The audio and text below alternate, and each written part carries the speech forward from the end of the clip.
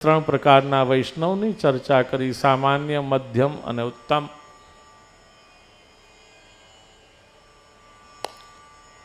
સર્વભૂતેષુ યઃ પશ્યેત ભગવદ્ભાવમાત્મનઃ ભૂતાની ભગવત્યાત્મન નેશ ભાગવતોત્તમ.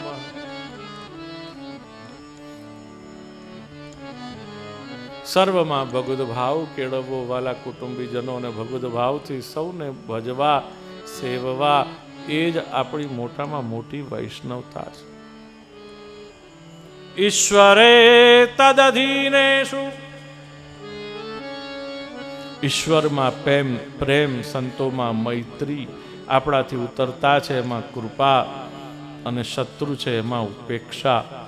યઃ કરોતિ સ મધ્યમઃ.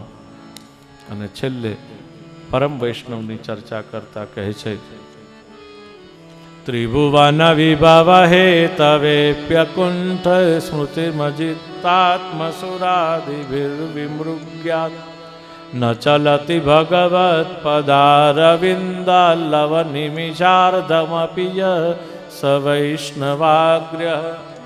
ત્રાજવાના એક પલનામાં ત્રણ લોકનો વૈભવ છે ને બીજામાં ભગવાનના ચરણારવિંદ. પણ ભગવાનના ચરણારવિંદની સામેથી જેણે એક પલ વાર માટે પણ ત્રણ લોકના વૈભવ તરફ દ્રષ્ટિ કરી નથી, કે કરી શકતા નથી, કરતા નથી, એનું નામ પરમ વૈષ્ણવ.